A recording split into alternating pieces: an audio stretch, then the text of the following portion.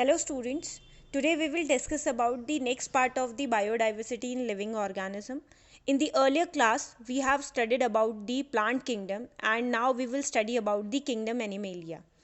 Okay तो जो हमारे पार्ट 4 थे जिसमें हमने पढ़ा था प्लांट किंगडम के बारे में कि कैसे वो आगे जो आपका सबसे प्रिमिटिव प्लांट था उससे कैसे वो आगे बहुत अच्छे यानी कि मॉडिफाइड एडवांस प्लांट में कन्वर्ट हुआ है। लेकिन बच्चों का कुछ डाउट था कि उनको एंजियोस्पर्म प्लांट में मोनोकॉट और डाइकॉट के बीच में जो डिफरेंस है वो समझ में नहीं आया। तो मैं एक बार फिर से आपको समझा के वो क्लियर करना चाह रही हूँ क्योंकि ये इम्पॉर्टेंट पार्ट भी है बहुत ज़्यादा। सी मोनोकॉट का मतलब मोनो का मतलब होता है सिंगल और कॉट मीन्स होता है cotyledon. Di means two and cot means cotyledon. अब ये कॉटिलिडन क्या होता है? आपने राजमा खाई होगी, किडनी बीन या ग्राम्स होंगे आपके पास। आपने किडनी बीन ली, कुछ इस शेप का होता है राजमा का शेप, सॉरी कुछ एक सेकेंड, कुछ इस तरीके का शेप आपको देखने को मिलेगा, ये like this is the kidney bean. आप इसको 2 इक्वल पार्ट्स में डिवाइड कर सकते हैं। ऐसे ही एक किडनी बीन को आप 2 इक्वल पार्ट्स में डिवाइड कर सकते हैं। तो दैट मीन्स ये दोनों क्या है, कॉटिलिडन्स हैं। तो जिसके पास 2 कॉटिलिडन होते हैं उसे कहते हैं डाइकॉट। जिसके पास सिंगल कॉटिलिडन होता है, जैसे मेज़ है, मेज़ को हम 2 पार्ट में डिवाइड नहीं कर सकते, तो ये मोनोकॉट हो गया। अब ये तो सीड के बेसिस पर रही। अगर हम फ्लोरल पार्ट्स के बेसिस पर बात करें तो जिसमें फ्लोरल पार्ट्स में कम से कम थ्री पेटल्स आपको देखने को मिलेंगे तो वो मोनोकॉट है, और अगर 4 या 5 पेटल्स देखने को मिलेंगे तो वो आपका डाइकॉट होता है। लीव्स के बेसिस पर अगर मुझे डिफ्रेंशिएट करना है तो लीव्स, अगर आपके पास ऐसी लीफ आती है जिसमें कुछ इस प्रकार का वेनेशन आता है, जैसे आपको ऐसे इस प्रकार की लाइंस उसमें दिखती हैं, तो वो जो वेनेशंस होती है यानी कि ये जो वेन्स होते हैं अगर ऐसे पैरेलल जा रही हैं तो वो मोनोकॉट है। जबकि अगर इस तरीके की लीफ दिखती है जिसमें ऐसा ऐसा नेटवर्क बना हुआ होता है, वो हो गया आपका रेटिकुलेट या नेट लाइक लीफ वेनेशन, तो वो आपकी डाइकॉट लीफ होगी। आप अपने घर में भी इधर उधर जो भी आपके पास प्लांट्स होंगे उससे आप इसको कैलकुलेट करके देख सकते हैं कि कौन सा डाइकॉट और कौन सा मोनोकॉट है। पोलन ग्रेन्स तो ईजिली ऐसे विजिबल नहीं होते, लेकिन एक डिफरेंस है, आपको याद रखना है ये तो, कि अगर एक पोर होगा तो मोनोकॉट है और अगर 3 पोर्स होंगे तो डाइकॉट है। इसको हम माइक्रोस्कोप के अंडर ही ऑब्जर्व कर सकते हैं। वैस्कुलर बंडल्स भी हम उसका टीएस यानी कि उसको काट करके ही उसको हम अपने माइक्रोस्कोप में ऑब्जर्व कर सकते हैं, ऐसे नहीं देख सकते। अगर आपको ऐसे देख के बताना है कि कौन सा प्लांट आपका डाइकॉट है कौन सा मोनोकॉट है, तो ये 3 फीचर्स आप देख सकते हैं। एक फीचर और मैं आपको बता दूं, अगर आप उस प्लांट को क्या कर दें, उखाड़ दें, है ना, तो उसमें अगर ऐसे प्रकार का ऐसे ऐसे ऐसे बहुत सारे आपको ऐसे रूट्स दिखाई देंगे तो वो फाइब्रस रूट्स होती हैं, तो वो मोनोकॉट होगा। लेकिन अगर आपको एक सिंपल एक ही रूट, जैसे कैरेट होता है, जैसे रेडिश होती है, उसमें एक सिंपल ऐसी रूट दिखाई दे तो वो क्या होगी, आपका टैप रूट होता है। तो टैप रूट होगा तो डाइकॉट हो गया, फाइब्रस रूट होगी तो मोनोकॉट होगा। क्लियर? वैस्कुलर बंडल में अगर हम इसको कट करेंगे, किसी ये जैसे स्टेम है, इसको मैंने यहाँ से कट कर दिया, तो कट करने पे इसका ऐसा पोर्शन दिखाई देगा। तो अगर वैस्कुलर बंडल यानी कि जाइलम एंड फ्लोएम ऐसे स्कैटर्ड होंगे तो वो मोनोकॉट है। जबकि अगर वो ऐसे रिंग फॉर्म में अरेंज होंगे, जैसे आपको दिख रहे होंगे ऐसे जाइलम फ्लोएम एक रिंग फॉर्म में अरेंज होंगे, ऐसे एक रिंग बन रही है ना, ठीक है, तो वो डाइकॉट होगा। होप सो अब आपको ये समझ में आया होगा। तो आज का टॉपिक हम स्टार्ट करते हैं किंगडम एनिमेलिया। तो किंगडम एनिमेलिया में हम एनिमल्स के कुछ बेसिक कैरेक्टर्स को पढ़ते हैं। पहले देखिए, जैसे प्लांट्स यूकैरियोटिक थे वैसे एनिमल्स भी यूकैरियोटिक यानी कि ट्रू न्यूक्लियस होंगे। मल्टी सेल्यूलर यानी कि बहुत सारे सेल से मिलके बने होंगे। लेकिन प्लांट में सेल वॉल होती है, एनिमल में सेल वॉल नहीं होती है। ये हम फर्स्ट चैप्टर में भी डिस्कस कर चुके हैं। दूसरा कैरेक्टर क्या है कि जो आपके एनिमल्स हैं ये हेटेरोट्रॉप्स हैं, यानी कि डिपेंडेंट ऑन अदर्स, जो अपने फूड के लिए दूसरों पे डिपेंड होते हैं। जबकि प्लांट्स खुद ही फोटोसिंथेसिस करते हैं, अपना फूड खुद बनाते हैं, तो वो क्या है, ऑटोट्रॉप्स। और ये एनिमल्स क्या है, हेटेरोट्रॉप्स। ग्रोथ पैटर्न देखा जाए तो इनके पास एक पर्टिकुलर ग्रोथ पैटर्न होता है। The adult animal have a specific shape and size, तो एडल्ट एनिमल का एक पर्टिकुलर शेप और साइज होता है, ओके, जबकि प्लांट के केस में ऐसा नहीं होता। ज़्यादातर जो ऑर्गेनिज्म होते हैं उनके पास वेल डिफाइंड ऑर्गन सिस्टम होता है। जैसे आप लोगों के पास रेस्पिरेटरी सिस्टम है, डाइजेस्टिव सिस्टम है, तो हमारे पास एक वेल डिफाइंड ऑर्गन सिस्टम होता है काम करने के लिए, किसी एक पर्टिकुलर वर्क को परफॉर्म करने के लिए।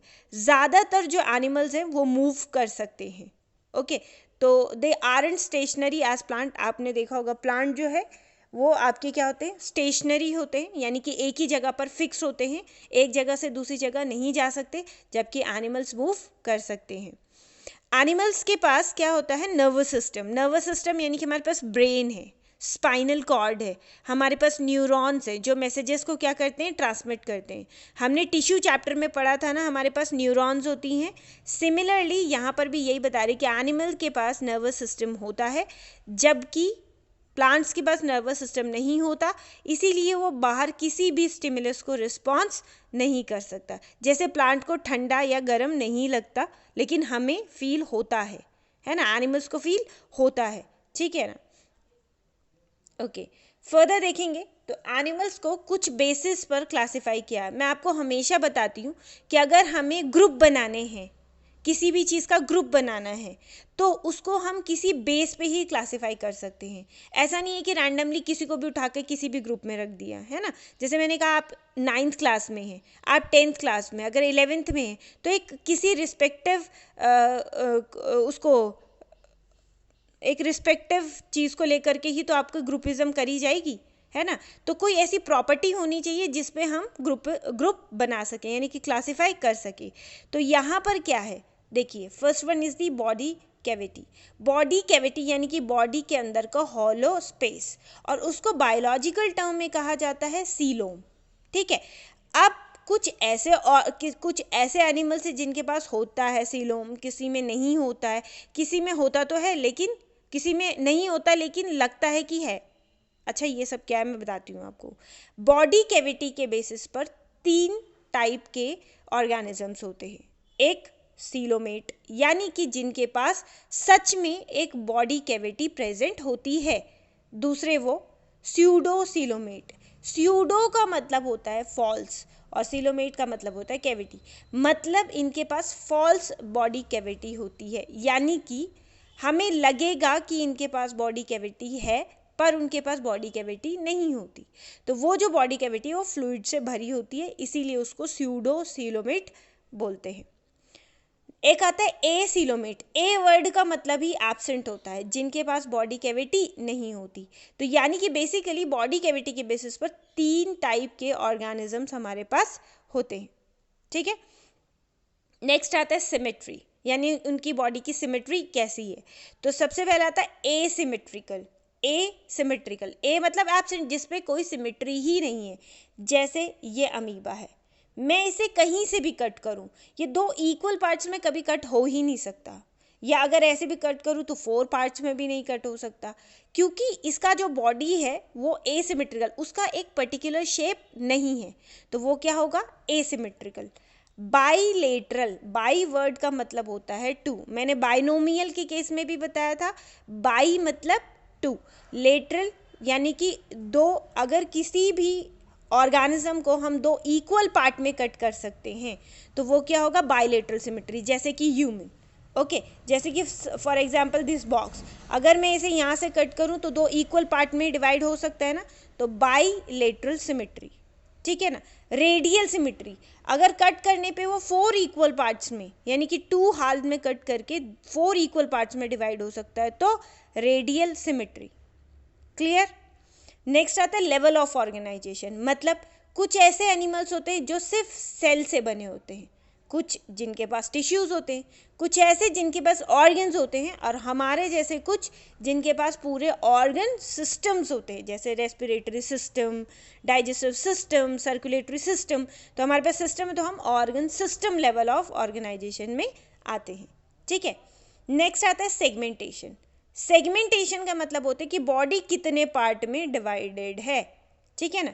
तो कुछ ऐसे होते हैं अनसेगमेंटेड, जिनकी बॉडी में कोई भी पार्ट्स डिवाइड नहीं होते, उनकी पूरी बॉडी एक ही पार्ट है, ठीक है। और सेगमेंटेड, जिनकी बॉडी छोटे छोटे पार्ट्स में डिवाइड होती है। क्लियर। अब इन चीज़ों को लेकर के हम आगे स्टडी करेंगे, ठीक है। तो इस प्रकार से हमारे पास पहले आता है, first one is the phylum Porifera. हमें बहुत सारे फाइलम पढ़ने हैं। आपको अगर हायरार्की याद होगी तो सबसे पहले किंगडम आता है, तो हम पढ़ रहे हैं एनिमल किंगडम, और उसके बाद आता है फाइलम। और प्लांट के केस में फाइलम को कहा जाता है डिवीजन। ये सब मैं बता चुकी हूँ, ठीक है। तो अब हम फाइलम स्टडी करेंगे। तो पहला फाइलम है हमारे पास पॉरीफेरा। देखो नाम से ही सजेस्ट है पॉरीफेरा। पॉरी का मतलब हो गया पोर्स, यानी कि छोटे छोटे होल्स, पोर्स। फेरा का मतलब होता है बियरिंग। तो पॉरीफेरा यानी कि ऐसे एनिमल जिनकी बॉडी पे छोटे छोटे पोर्स होते हैं। तो क्या आपको दिखाई दे रहे हैं यहाँ पे छोटे छोटे पोर्स ऐसे ऐसे जो बने हुए? तो इनकी बॉडी में छोटे छोटे क्या होते हैं? पोर्स होते हैं, और उन पोर्स को कहा जाता है ऑस्टिया, ठीक है। अब लेवल ऑफ ऑर्गेनाइजेशन की बात करें तो सेल्यूलर लेवल, यानी कि सिर्फ इनकी बॉडी में सेल प्रेजेंट है। Symmetry asymmetrical, body can not be divided in a equal parts. Segmentation, body में कोई भी सेगमेंटेशन नहीं है। बॉडी कैविटी, इनके पास अंदर कोई भी बॉडी कैविटी नहीं है। प्रेजेंस ऑफ ऑर्गन, क्योंकि जब सेल्यूलर लेवल है तो ऑर्गन्स कैसे प्रेजेंट हो सकते हैं? ओके, तो ये हैं स्पॉन्जेस जो आते हैं आपके कहाँ पर? पॉरीफेरा फाइलम के अंदर। तो ओरिजिनली स्पॉन्जेस कुछ इस तरीके से दिखते हैं, और ये डायग्रामेटिकली आपको बताया है, ठीक है। तो ये एग्जाम्पल हो गया साइकॉन, स्पॉन्जिला, यू स्पॉन्जिया, ठीक है। तो आपने देख कुछ स्पॉन्जेस से हम नहाते भी हैं, तो जो बाथ स्पॉन्ज होता है वो होता है यू स्पॉन्जिया। इसको हम बोलते हैं बाथ स्पॉन्ज, जो नहाने के लिए यूज़ करा जाता है, लेकिन ये मर जाता है ना, उसके बाद इसको निकाल करके यूज़ करते हैं। This is the bath sponge.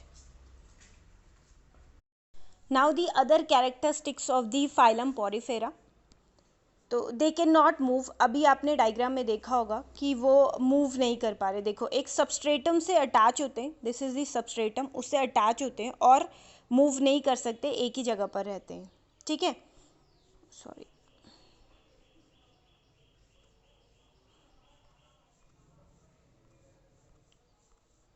Okay.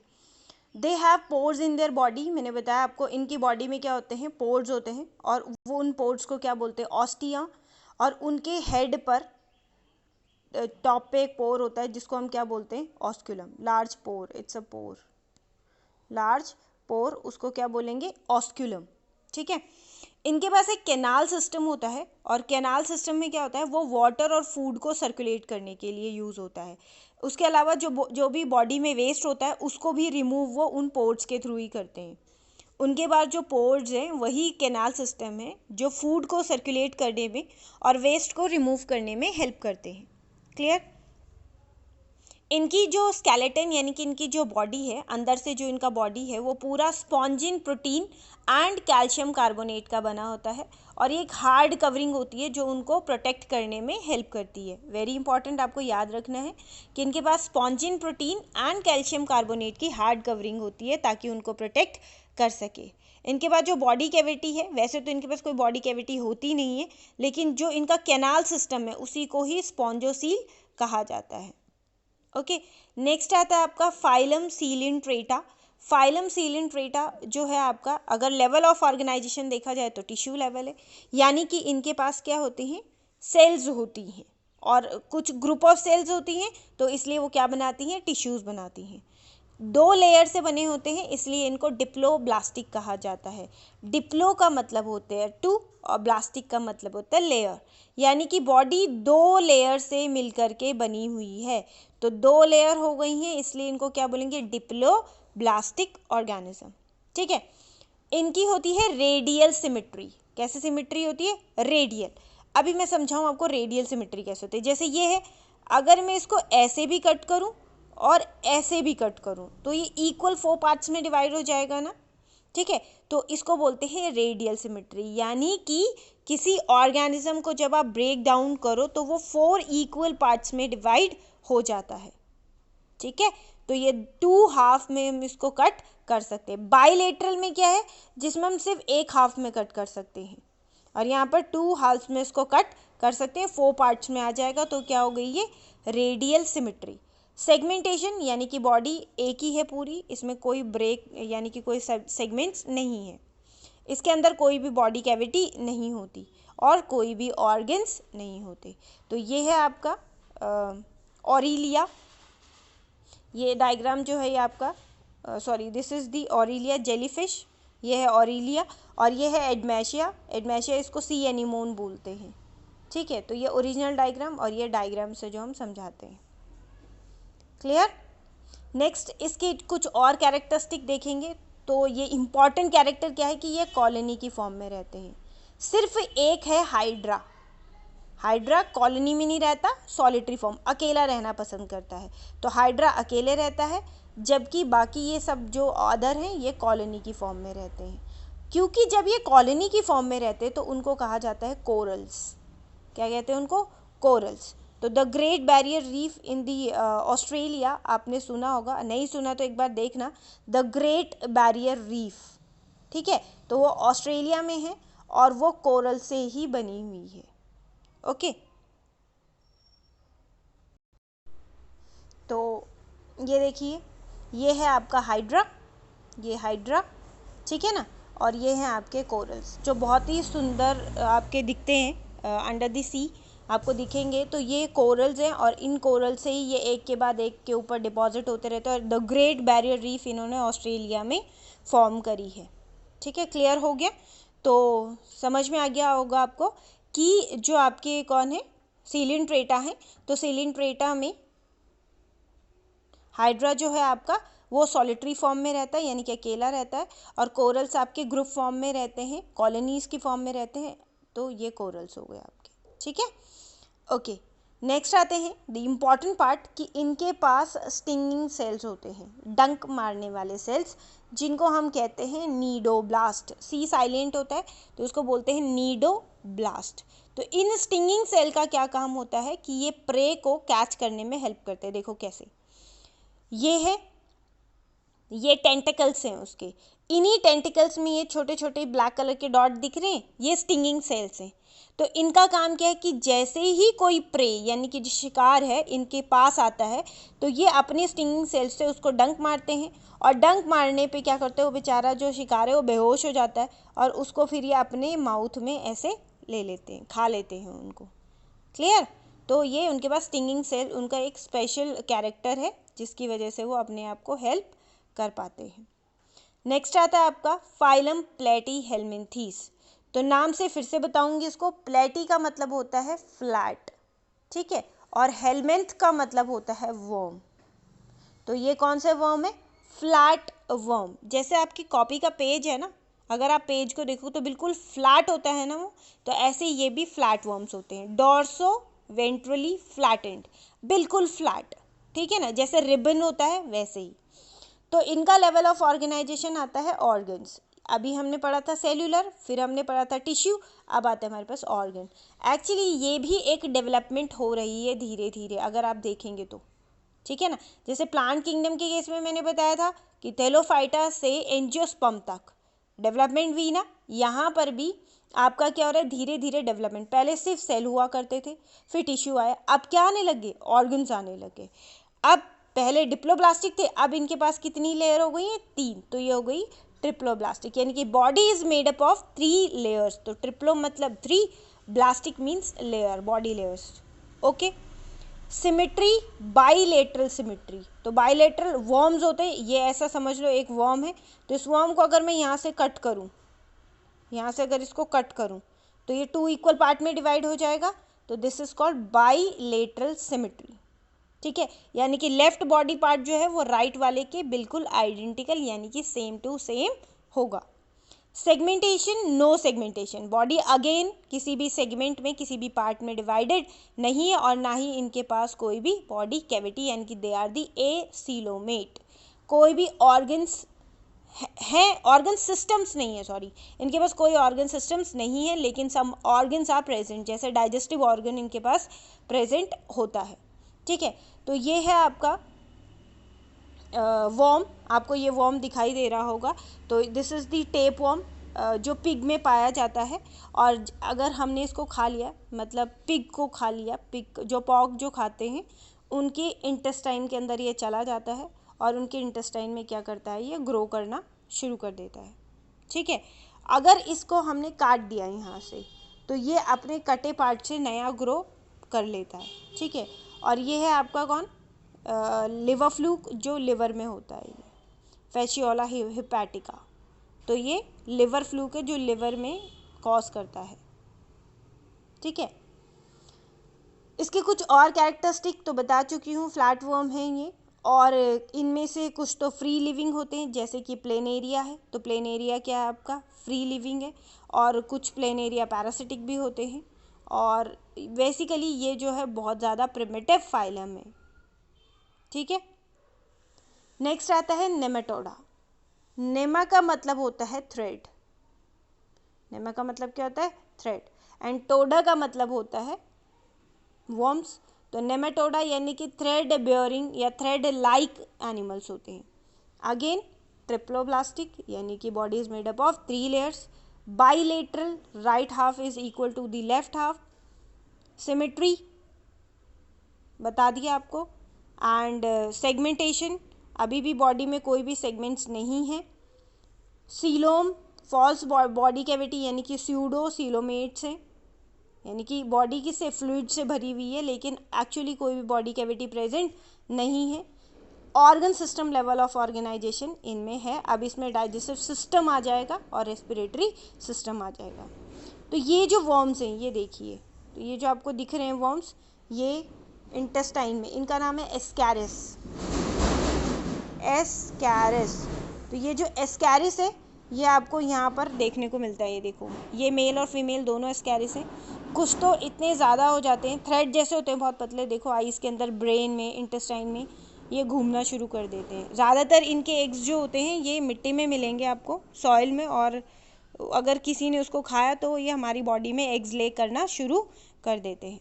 ठीक है, तो बेसिकली ये क्या है, पैरासिटिक वर्म्स है जो इंटेस्टाइन में सर्वाइव करते हैं। इनको हम राउंड वर्म्स भी बोल सकते हैं, क्योंकि ऐसे बिल्कुल राउंड हो जाते हैं, तो इसलिए उनको क्या बोलेंगे, राउंड वर्म्स भी बोल सकते हैं। और जो बॉडी होती है वो किससे, क्यूटिकल से बनी हुई होती है, टफ रेजिस्टेंट क्यूटिकल होता है जो बॉडी को प्रोटेक्ट करने में हेल्प करते हैं। उसके अलावा ये शो करते हैं सेक्सुअल डायमॉर्फिज्म, यानी कि मेल और फीमेल जो होते हैं वो अलग अलग होते हैं, और विजिबल होता है कि ये दोनों अलग अलग हैं। फीमेल हमेशा लार्जर होती है कंपैरेटिवली टू दी मेल।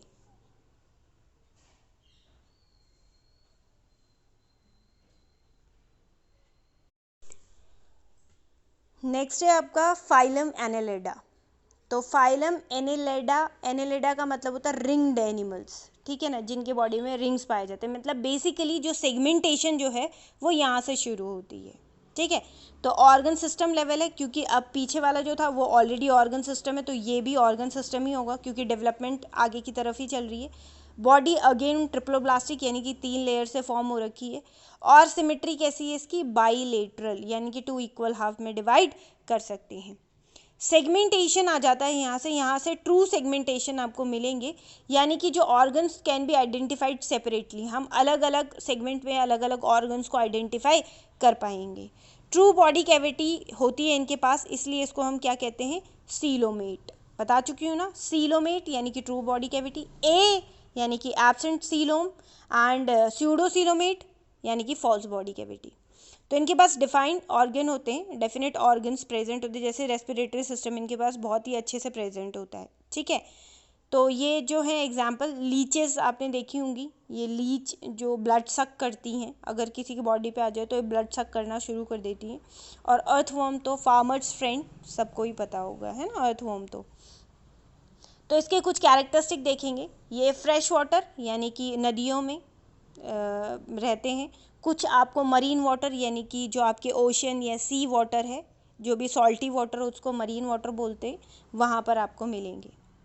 इनके पास क्लोज्ड सर्कुलेटरी सिस्टम होता है, यानी कि जो ब्लड है वो ब्लड वेसल्स में फ्लो होता है। पैरापोडिया होते हैं लोकोमोशन के लिए, यानी कि ये जो छोटे छोटे आपको दिख रहे हैं यहाँ पर, इन पे अगर मैं स्ट्रक्चर दिखाऊं आपको, तो ये जैसे वर्म है तो इसमें छोटे, जैसे नेरिस जो है यानी कि जो जोंक होते हैं, इनके ऐसे छोटे छोटे पैर होते हैं, ठीक है। तो उन छोटे छोटे पैरों को क्या कहेंगे, पैरापोडिया, ठीक है। इनके पास एक्सक्रीटरी ऑर्गन होता है जिसको हम कहते हैं नेफ्रीडिया, वेरी इंपॉर्टेंट, ये पार्ट आपको याद रखना है कि इनके पास एक्सक्रीटरी ऑर्गन जो होता है उसे कहते हैं नेफ्रीडिया, ये बहुत इंपॉर्टेंट है, ठीक है। और डाइजेस्टिव सिस्टम होता है इनके पास प्रॉपरली डेवलप्ड, और एलिमेंट्री कैनाल होती है पूरी, ठीक है। तो ये है हमारे एनिलिडा के बारे में। नेक्स्ट आता है ऑर्थ्रोपोडा। तो आज के लिए लास्ट फाइलम है क्योंकि बहुत ज़्यादा हो जाएगा एक साथ, आपको रेस्ट ऑफ हम नेक्स्ट पार्ट में कवर अप करेंगे। तो ऑर्थ्रोपोडा, ऑर्थ्रो का मतलब होता है जॉइंटेड, पोडा का मतलब होता है फीट, जिसके पास जॉइंटेड फीट होते हैं। आप लोगों ने कॉकरोच देखा होगा, आजकल आ ही रहे हैं कॉकरोच, तो कॉकरोचेस को उल्टा करके देखेंगे तो उनके फीट्स ऐसे जॉइंटेड होते हैं, नीचे से उनके फीट ऐसे जॉइंटेड मिलेंगे। आपने जितने भी इंसेक्ट देखोगे आप, हर इंसेक्ट के फीट क्या होते हैं, नीचे से जॉइंटेड होते हैं, तो इसीलिए वो कौन से फाइलम में आते हैं, ऑर्थ्रोपोडा में, ठीक है। तो किस में आएंगे, ऑर्थ्रोपोडा में। तो ऑर्थ्रोपोडा में ऑर्गन सिस्टम है, ऑफ कोर्स डेवलपमेंट में है, हम बायलेटरल सिमेट्री होगी, सेगमेंटेशन प्रेजेंट होगी। इनकी जो बॉडी होती है वो 3 सेगमेंट में डिवाइड होती है। कैसे, देखो, सबसे अपर पार्ट जो होता है वो होता है हेड, फिर ये वाला पार्ट आता है, this is called thorax, and the last part is the abdomen. ये हर एक इंसेक्ट का एक बेसिक है, जिसमें इसकी हेड वाले पार्ट में एंटीनास एंड आईज होंगी, उसके बाद ये थॉरेक्स वाला पार्ट है जिससे इनके विंग्स वगैरह निकले रहते हैं, ठीक है, and the last one is the abdomen, ठीक है। तो सेगमेंटेशन प्रेजेंट होती है, बॉडी कैविटी होती है इनके पास, ट्रू बॉडी कैविटी, और इसके पास भी डेफिनेट ऑर्गन्स होते हैं। तो ये जितने भी इंसेक्ट आपको दिखाई दे रहे सारे के सारे इंसेक्ट हैं जो आपके फाइलम ऑर्थ्रोपोडा में आते हैं। And Arthropoda is the largest phylum, सबसे जो बड़ा फाइलम है, लार्जेस्ट फाइलम, वो कौन सा है, ऑर्थ्रोपोडा। 1000 से भी ज़्यादा स्पीशीज़ इसके अंदर आती हैं, ठीक है। तो उसके अलावा यहाँ पर आता है प्रॉन्स, बटरफ्लाइज और इंसेक्ट सारे के सारे, ठीक है। तो इनके पास जॉइंटेड लेग्स होती हैं और ओपन सर्कुलेटरी सिस्टम होता है। ओपन का मतलब कि जो ब्लड है वो वेसल्स में फ्लो नहीं होता, ठीक है। They have chitinous exoskeleton, exoskeleton किस चीज़ का बना होता है, काइटिन का। कॉकरोच जब मर जाता है, मरने के बाद जब वो सूख जाएगा, आप कॉपी के अंदर उसको रखना, तो अगर आप उसको ऐसे टच करेंगे तो क्रंची सी जो आवाज़ आती है वो काइटिन की होती है। तो काइटिनियस कवरिंग होती है, और जो टाइम टू टाइम ये क्या करते रहते हैं, शेड करते रहते हैं, नई नई कवरिंग आती रहती है, पुरानी वाली को शेड करते रहेंगे, उस प्रोसेस को कहेंगे मोल्टिंग, ठीक है ना। इनकी नई काइटिन की कवरिंग आना और पुरानी वाली को शेड कर देना एक टाइम इंटरवल पे, उस प्रोसेस को क्या कहेंगे, मोल्टिंग। इनके पास ट्रू बॉडी कैविटी प्रेजेंट होती है जिसको हम क्या कहेंगे, कॉल्ड हीमोसील, ठीक है ना। तो जो body cavity that is called haemocoel, ठीक, क्लियर। तो होप सो आपको ये समझ में आया होगा। कोई भी प्रॉब्लम होगी तो यू कैन आस्क मी, मैं उसको दोबारा से समझा दूंगी आपको, ठीक है। Thank you, like share and subscribe this video, have a nice day.